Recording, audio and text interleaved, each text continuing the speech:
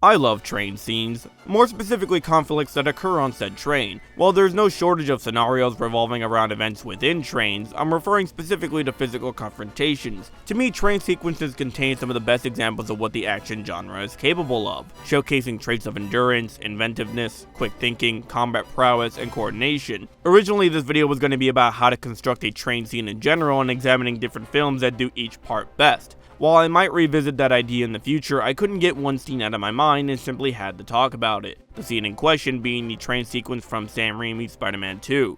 To me, this is the best action scene ever put in a superhero film. No modern day Marvel or DC film comes close to the amount of heart-pumping spectacle and wonderfully choreographed action that the scene provides. Whether you're a fan of the Amazing Spider-Man series or Homecoming, one cannot deny how Sam Raimi's directorial style was plastered all over the original trilogy. It's certainly not a perfect series, but at a time where Marvel films, with a few notable exceptions, all look the same with similar color grading and cinematography, going back to Tobey Maguire's Spider-Man was a breath of fresh air. There's no denying the guy who directed this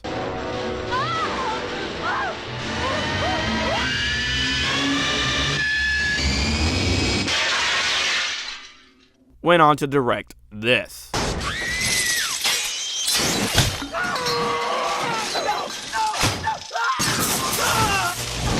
Not to mention improving his skills with each sequel. Spider-Man 3 may have been a narrative mess, but those action set pieces are top-notch work, full of energetic, vibrant motion, and usually having a solid thematic backbone for each fight. While a great director can give each moment a signature style, they need someone to help plan them, and it was his choice in cinematographer that helped bring these moments to life. Bill Pope was the director of photography on both Spider-Man 2 and 3, and is one of my favorite action-oriented DPs working today, having worked on the Matrix trilogy, Edgar Wright's last 3 films, Team America, the Cosmos miniseries, and even Raimi's previous works Darkman and Army of Darkness. This man knows how to make the vision of his director come to life, and has created some of the more memorable moments in film history. These two together understood what it took to make the Spider-Man franchise not just a good comic book movie, but a great action movie, period. The opening pizza delivery, Aunt May's rescue, the horrific hospital scene, this film has it all. One thing that separates a competent action scene from a good one is how the choreography, emotion, and scenario incorporate the traits of each individual character. What is Spider-Man known for? His intelligence, willpower, inventiveness, and sheer tenacity in the face of overwhelming odds. Spider-Man is the true hero of the people and why he's considered one of the most relatable superheroes ever conceived. Every one of those traits is showcased in various forms throughout this fight, but with the added pressure of an incredibly fast-moving locomotive and the obstacles that go alongside that. And how does Raimi pull this off? Let's break it down. The scene starts off on a high note by setting up an incredibly clever transition. Spider-Man is seen swinging toward Doc Ock's location, and as the camera zooms out to showcase the distance, it comes out of his sunglasses, revealing to the audience that he knows Peter's on his way, and lets the editor create the illusion of one continuous moving shot instead of 2 separate ones. Let's see how the scene would be if the cut was done in a more traditional fashion.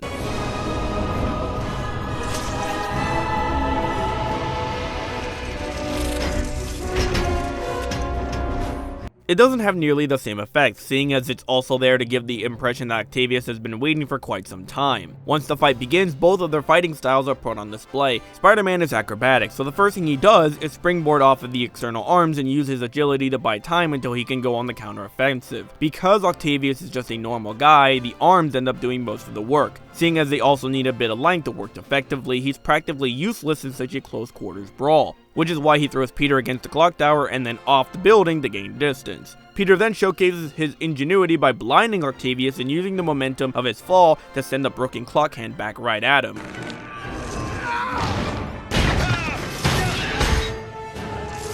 It's at this point that Octavius uses a technique that's been shown earlier by throwing 2 separate objects at Peter to throw him off balance. While that worked in the bank heist, Peter shows he learned how to handle the situation by knocking both of those pieces away, but is caught off guard by one of the arms, showing that both Peter and Octavius have learned how to work around the other's technique. Knowing the distance is his biggest hurdle, Peter closes the gap by pulling Octavius to him with his webbing, and this is where the fight really begins. One thing that always bothered me was how Octavius managed to survive a fall onto a moving train, and it wasn't until I looked at the scene frame by frame that I got an answer. If you notice, when he first lands, he manages to keep Peter ahead of him, forcing him to absorb the impact of the fall. As they're tumbling along the roof, you can see the robotic arms keeping him safe, all while poor Peter is forced to endure all of it. It's a great little detail that you wouldn't think about as the moment passes by so quickly. As their fight continues, they demonstrate more of their abilities, with Octavius blocking Peter's webbing and bringing him closer, but then he uses that as an opportunity for a few solid kicks. As well as when one of the arms tries to grab his head, he dodges it and grabs onto it with his legs to switch his position, allowing him to grab it with his right hand and using the movement of the arm to gain distance to knock Octavius off balance. Notice the editing here. In the previous shot, Peter already has his legs around the arm. In the next shot, he's still grabbing onto it. This is to give the movement more of a flowing motion to heighten Peter's acrobatic nature, instead of simply cutting to his position, which would be a bit too quick. Now, one thing a train sequence absolutely needs is environmental hazards to test the character's reflexes. In this case, Peter is thrown towards an overhead bridge with the narrowest of openings. It takes him 2 seconds to notice his potential collision, and 13 frames to make the decision to stretch and turn his body to not turn into a pile of mush. A clear indication of his quick thinking and superhuman reflexes. If you notice, they use the same editing technique with the arm grabbing scene to give the moment extra weight by having Peter be where he was before the previous shot, ending it by having the music do a quick motivational sting as Peter rams into Octavius.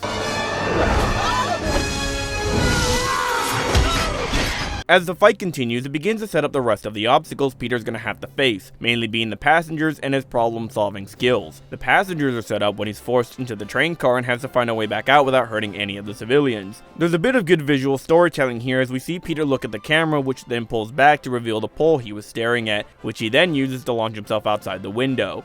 Now, one thing this movie emphasized earlier was the shared intelligence that Peter and Otto Octavius have. Otto, due to his age and experience, is what Peter could have potentially become down the line, which is why the two have a mutual respect before his transformation, meaning when Otto tricks Peter into going into the other side of the train to push him off, it's not seen as forced because we know as an audience that Otto is the smarter of the two. It's how Peter deals with the situations through his resourcefulness that keeps him in the fight. A trait proved to be a great asset by managing to catch up despite falling to the road below, and as the passengers were set up earlier, Octavius uses them as a way to keep Peter busy, which would have also felt forced if they were not already established.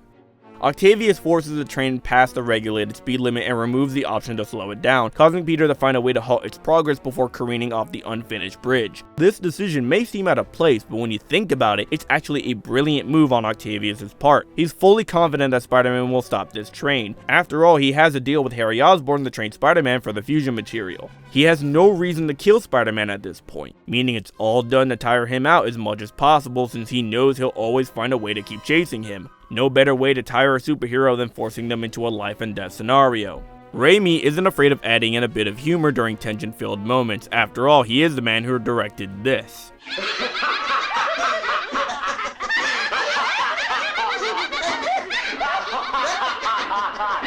Meaning when Peter attempts to stop the train with his foot, it gives the audience a moment to laugh at his and the conductor's response to make the following actions more impactful. Any more bright ideas? I got a few. Yeah. Meaning when he finally stops the train by exerting himself to his near breaking point, it feels even more rewarding, emphasized by the ripping of his suit, loosening webs, and the front cabin's indent. All done practically in front of a green screen, which is always the best decision in my opinion. It's once Peter finally stops the train that the scene becomes amazing. In the original Spider-Man, the citizens of New York came to Peter's aid against the Green Goblin, and while that's incredibly cheesy today, it was needed for New Yorkers after the tragic events of 9/11. In Spider-Man 2, the scene is executed gracefully by having the passengers pull Peter into the train car in a Christ-like manner. It's not exactly subtle, but it's done with such passion that's enhanced by Danny Elfman's wonderful score. And by having Peter's mask be removed, it gives the passengers the idea that Spider-Man is doing all this at such a young age, making their respect for his heroic feats far more inspirational than before, culminating in a unfortunately vain attempt to stop Octavius from taking him away, ending the scene. When I saw this scene back in 2004, I was absolutely floored. I was about 11 or 12 at the time, and it left an impact on me I'll never forget. The visuals, the music, Bill Pope's camera work, and the choreography was the peak of what the comic book movie genre was capable of back then. As I've gotten older, I've learned to appreciate it in a different way. I see it as Peter's redemption, having come to terms with his responsibility and the negative outcomes that may come out of it, yet continues to push forward and give it his all to save the citizens that have come around to his side, all while going to college. Now that is what you call a hero.